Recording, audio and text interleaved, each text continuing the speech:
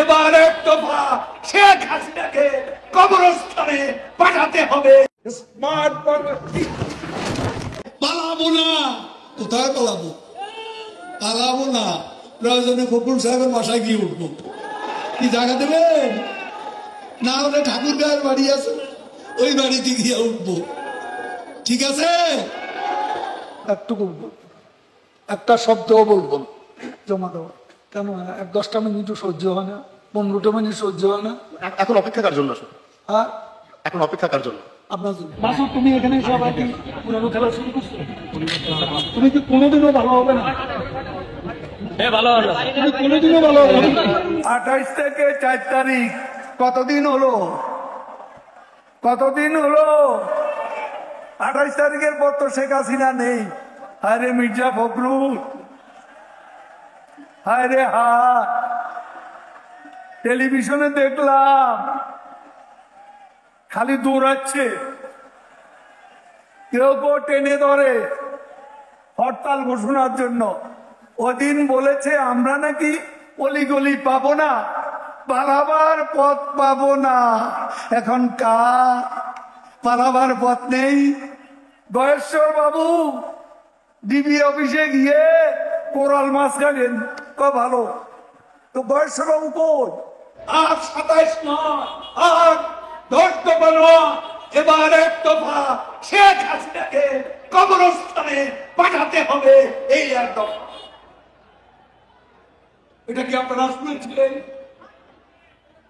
আজ তাই বলতে চাই, ফখরুলের মনেও সেই কথা। শেখ হাসিনা ভাগ্যবতী,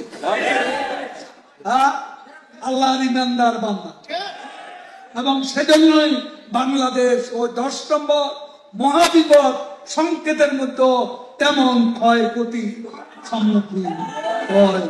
আওয়ামী লীগ কচু পাতার উপর ভরে শিশির বিন্দু নয়, টোকা লাগলেই পড়ে যাবে। একথা যদি মনে করেন ভুল করছে।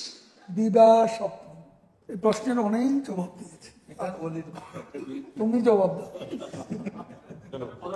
এটা অনেকবার বলেছে, আর বলতে কথার কথা ভালো, পরে হেডিং ওটা তারপর দিন তারিখে দিয়েছে কবে সরকারের পতন।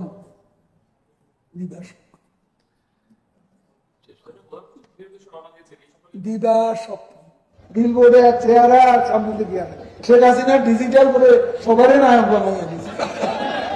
মঞ্চে সব নেতা, পুরা নেতা, আদলি নেতা, ঠিকই নেতা, আতি নেতা, পাতি নেতা, নেতা নেতা স্টেজ বাঙি, আমি বেচারা আহত।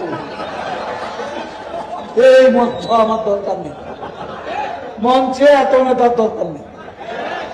কর্মী বাড়ান, নেতা কমান, এত নেতার দরকার কি? এত নেতার কাজ কি?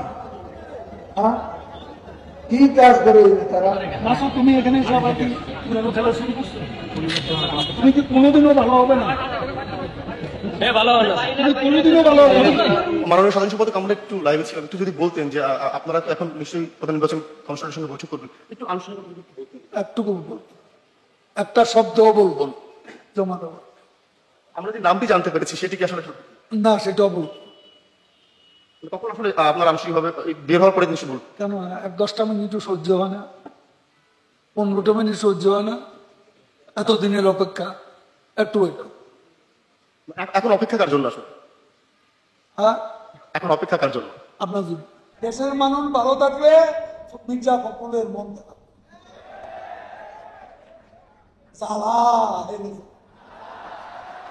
কোন করে জ্বালা।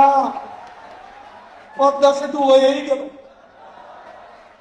কর্ণফুলী টানেল হয়েই গেল, ঢাকা তরুণ প্রজন্মে মেট্রো রেল হয়েই গেল, কত ফ্লাইওভার, কত ওভারপাস, কত আন্ডারপাস, সারা বাংলা ঘুরে দেখুন।